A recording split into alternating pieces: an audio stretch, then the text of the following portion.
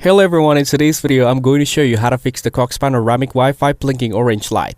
First, restart the Cox Panoramic gateway by unplugging it, waiting 1 minute and plugging it back in.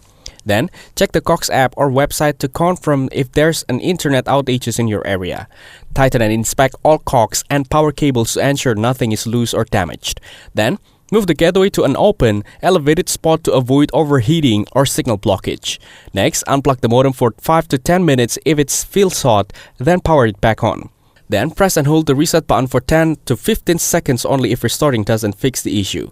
Remove unnecessary Cox splitters and make sure the main Cox line is clean and direct. Now, connect a laptop via Ethernet to check if the issue is just Wi-Fi or the entire internet. Then open 192.168.0.1 in browser to check for firmware updates or connection error messages. Contact Cox support if the orange light stays, as the modem or light might need repair or replacement. That's it, thanks for watching, don't forget to like and subscribe for more videos.